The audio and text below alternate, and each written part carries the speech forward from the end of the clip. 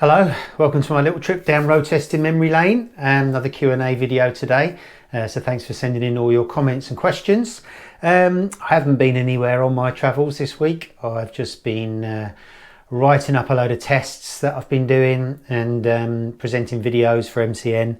So yeah, you've got to take the rough with the smooth, haven't you? But I'll be back on my travels very soon. So let's crack straight on with the first question. So this one's from Harley84 Fly. Thanks very much for your question. Hey Neezy, love your content on here. Thank you. What are your thoughts on Telelever suspension system? I've recently bought a GSA. For the life of me, I cannot put heat into that front tyre. On a really aggressive ride, the front tyre will be lukewarm. On normal spirited rides, the front remains cold. It puts the fear of God into me knowing this, although I've lost the back end a few times, but never the front. Should I just forget the fact I know my front tyre is cold to the touch? Well, that's a really interesting question, actually. Telelever front suspension on BMWs. I mean, the whole point of funny front ends like Telelever is that it takes away suspension dive, fork dive. So basically the suspension, it separates the dive from the actual suspension. So when you brake hard on normal forks, you're using up all the travel and there's not enough suspension left really to handle the bumps. So then you've got to kind of set it up to suit. So it's all a big compromise.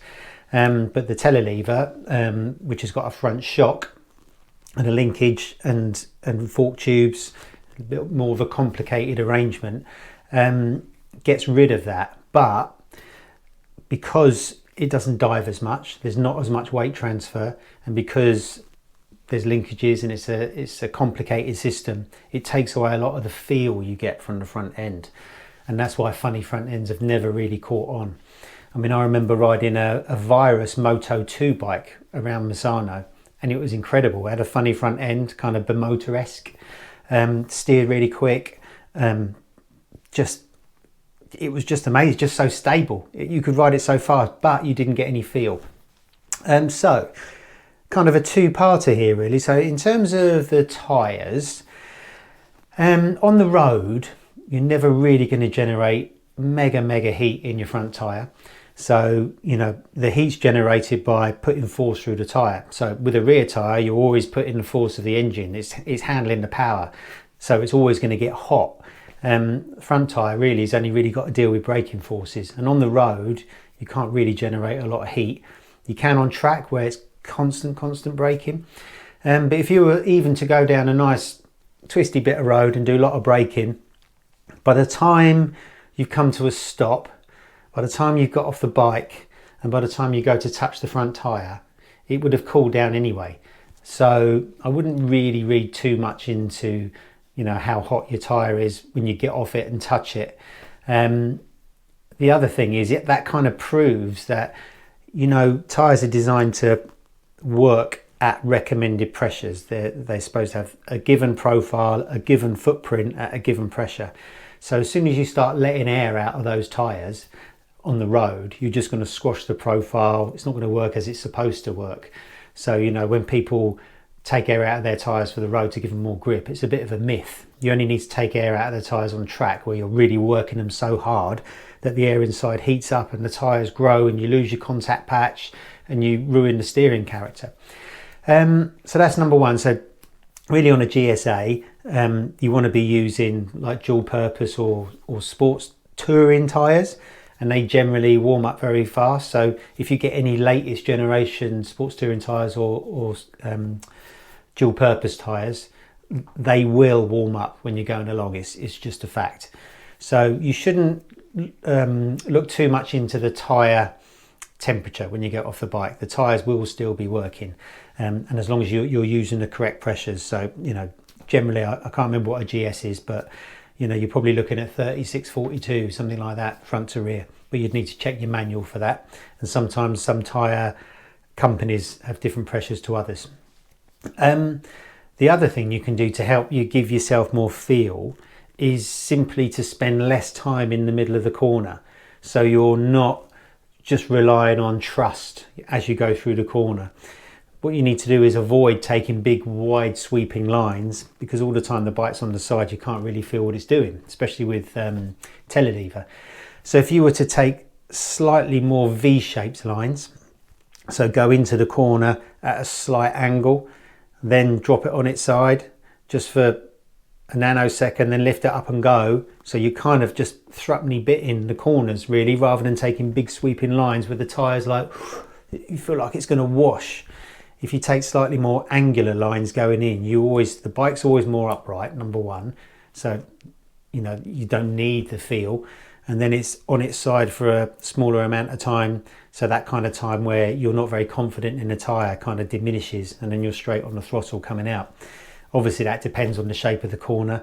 You know, if you're going around a big wide sweeper, then you've got no choice but to carry a wide line. But if you're kind of going through, you know, second and third gear corners, you can afford to be a little bit more point and squirt with the bikes, and that really works with Telelever, because it does give you more feel. But yeah, I know what you mean. That lack of weight transfer kind of gives the whole bike a vague feel, and then if you're jumping off and feeling the front tyre and it's cold, then obviously that's not giving you confidence. But so 3 things really: make sure you've got the right type of tyre. A sports touring tyre on a GSA, if you're not going to take it off-road, is the best kind of thing to do. Make sure you've got the right pressure in it, and maybe just not take such sweeping lines, just V them a little bit more. That's a really interesting question. The GSA still got Telelever, isn't it? And because it's got Telelever, it allows BMW on the new one to be able to do that variable ride height thing where the whole bike drops. It takes the preload out of the front and rear shocks, and it drops down at a standstill so shorter riders can get on. So it's still got a lot of benefits, Telelever. And for big bikes like adventure bikes and big tourers, BMW tourers, it's not a bad idea, and they handle really, really well, you know, even on track. So excellent question, thank you. Next one is from Adverse Yaw. Thanks for your question. I want to know what you could do a faster lap around a track on. A modern day crossover bike like a BMW M1000XR, Multistrada RS, etc., or a late 90s, early 2000s superbike like a Gen 1 R1. Interesting to see how much faster bikes have become in general. That's a great question. Well, first of all, I hate the word crossover. Crossover is a word invented by PR companies. So, you know, what is a crossover? It's I know what you mean though. You know, I would call them bikes like M1000 XSs, XRs I mean, or Multistradas, what do you call them? They're sports tourers really. I mean, they're tall sports tourers, they're tall rounders, they're superbike on stilts, that kind of thing. But anyway, by the time you see this video, we would have ridden the M1000XR. You would have been able to read about it in MCN and see it on our website and the video. So you can see exactly what an M1000XR is like there. But in short, it is flipping amazing. It is a superbike. It is a comfortable superbike. End of. And it's not watered down at all. It feels just like a superbike. I haven't ridden a Multistrada RS, but I would imagine that's similar, although it hasn't got as much power and it's slightly heavier. But it's an interesting question around a track.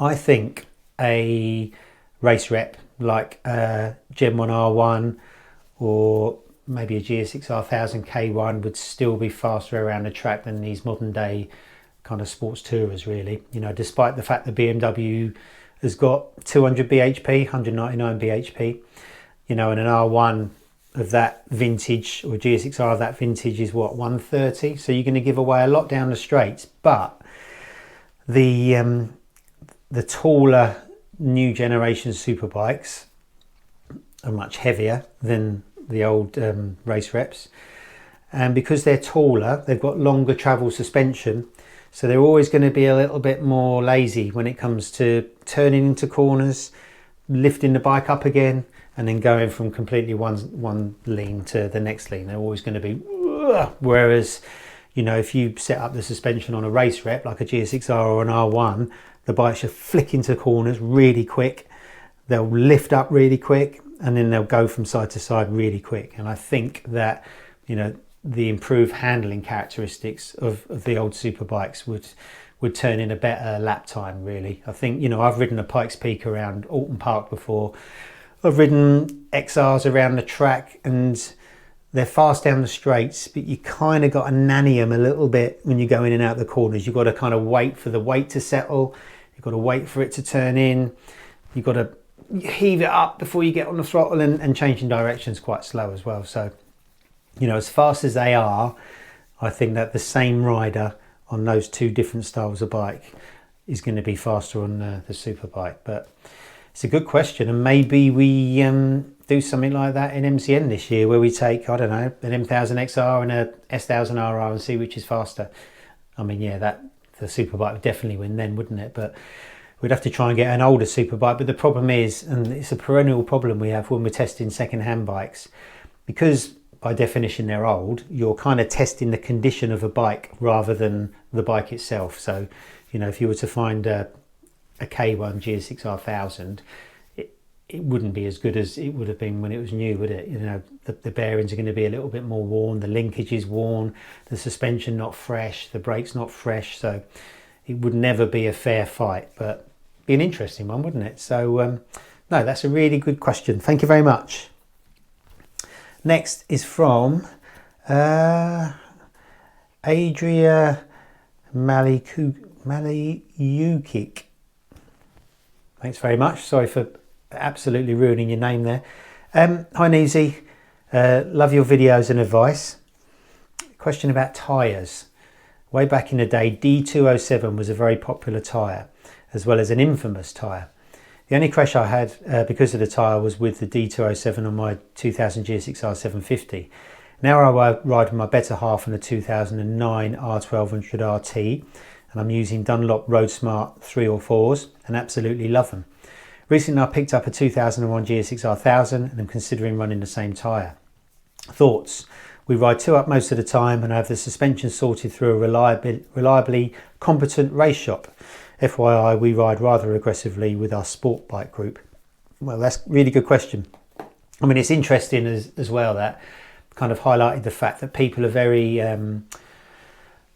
loyal when it comes to their tyres. When somebody finds a tyre that they like, they tend to stick with it, because new tyres are brilliant. Every new generation of tyre that comes out is always better than the old one, and there's never any nothing worse than the old one. So with new bikes, for example, new super bikes are wickedly fast, but they don't have the grunt of old super bikes. So, you know, there's always a compromise when it comes to engines and things like that. But with tyres, you get your cake and eat it. It's better everywhere. So, you know, I know a lot of people that just stick to one brand of tyre and one type of tyre, despite the fact that tyre there might be 4 or 5 new generations of it, or a different sort from another manufacturer, and people don't want to change because they're comfortable with one tyre. And, you know, riding's all about confidence, isn't it? So basically you're asking if you can use Road Smart 304s, which are sports touring tyres, on a 2001 GSX-R1000. Well, yeah, absolutely yes. Dunlop sports touring tyres are among the kind of the sportiest feeling of all the sports touring tyres. They've got a relatively strong construction. You know, the ride quality is relatively stiff. The steering is relatively fast compared to some sports touring tyres. So they are really sporty tyres. We used them at the Ron Haslam Race School for a time, and they're fantastic around track. So yeah, absolutely, go for it if you're comfortable with those tyres. The only thing I'd say is, you say you're going to ride the bike 2 up, which is fine, so those tyres are going to be great, and that you've had the suspension sorted through a suspension race shop. So then, have you got your suspension sorted for 2 up or for going fast on your own? You know, if you're going to ride the GSX-R1000 fast on your own a lot, then I would go 1 above a sports touring tyre and just go for an all-round sports tyre. So in that case, if it's Dunlop, it's a Sport Smart 4, I think they're up to. And that's going to be a little bit, the tyres are physically lighter because there's not as much rubber on them. as a sports touring tyre. They're generally a sportier profile, so they steer faster, and obviously they're grippier as well. So if you're going to do most of your riding on your own, I would go for a sports tyre with the GSX-R. But if you're going to do a lot of two-up riding, you're not going to use a sports tyre's superpowers two-up, so you may as well go for the sports touring tyre. There you go. Thanks very much for your question. Next is from East Coast RDS Roads. Hey Neezy, hello. Thanks for your question. Wondering what I can do to get more feel from the brakes of my 23 XSR900. This is my second bike. The brakes are good for stopping, but there's no feel at the lever. My first bike was an Indian Scout, non-ABS, but I could feel the pads sliding on the rotor, chasing that feeling on the lever. I heard steel braided lines could help, but it's a big job on ABS bikes. Any suggestions? Thanks for making these videos. Great value to the motorcycle community. Maybe a brake special. Oh no, thank you very much for your kind words. Brakes. The problem with your bike, and probably all Yamahas, probably most Japanese bikes, and I've said it time and again, is the ABS system.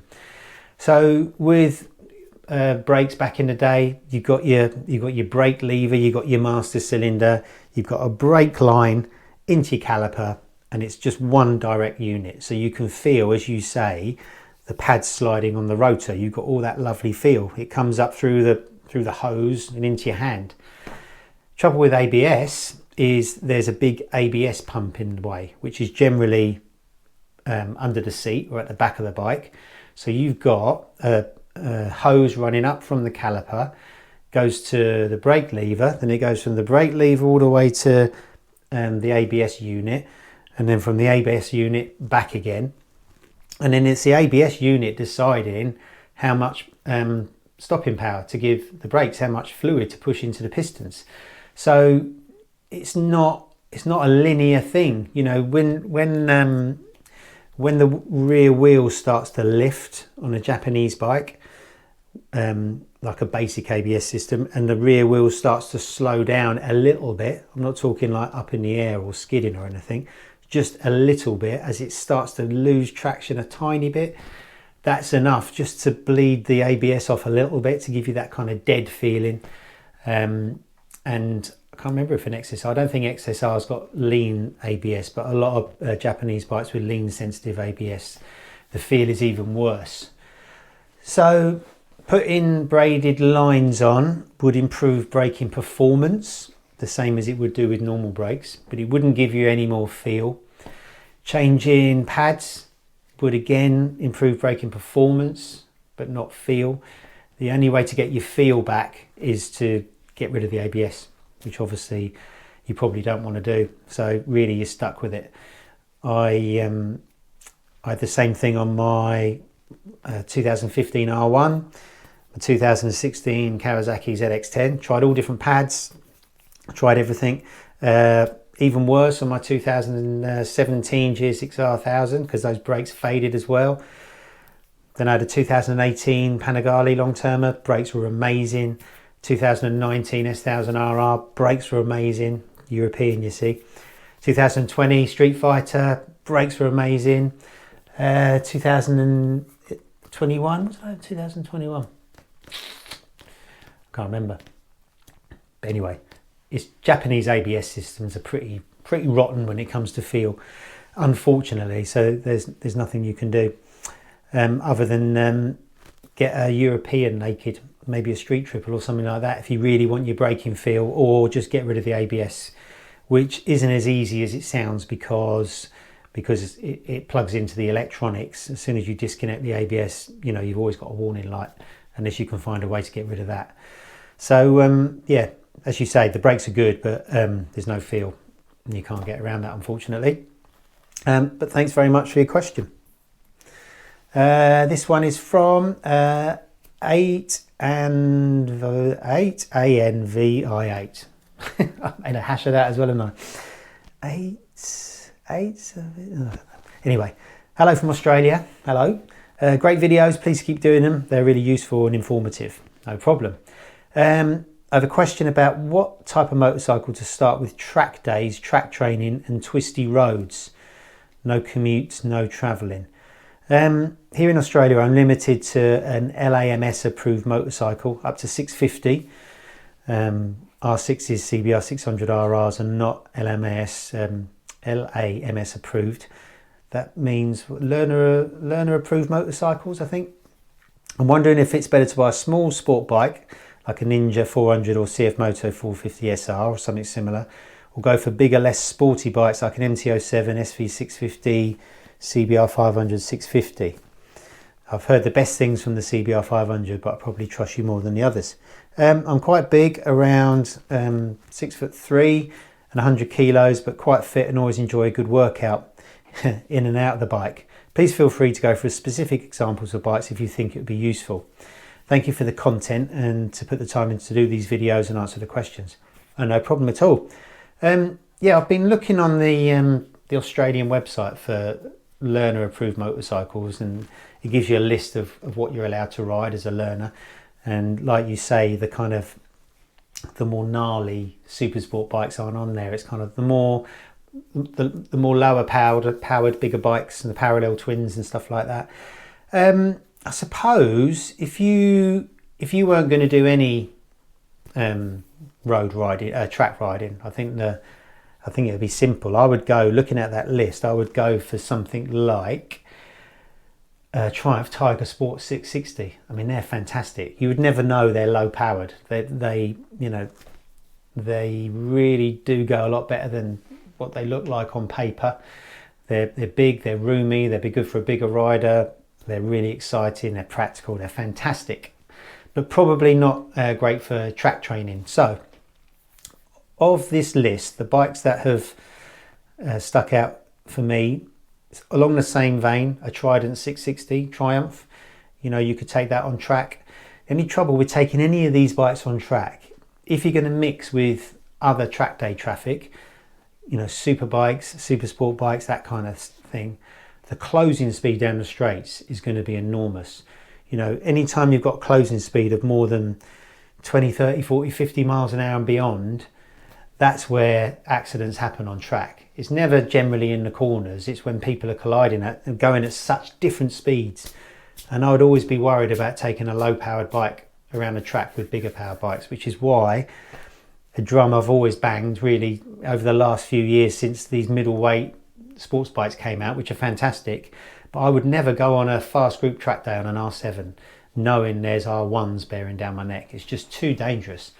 And if track day companies did split their sessions up with capacity and power instead of riding ability, I think track days would be a lot safer. So for example, if a novice and a racer were going around the same track on an R1, they'd both be going fast down the straights and they'd both be going slow in the corners.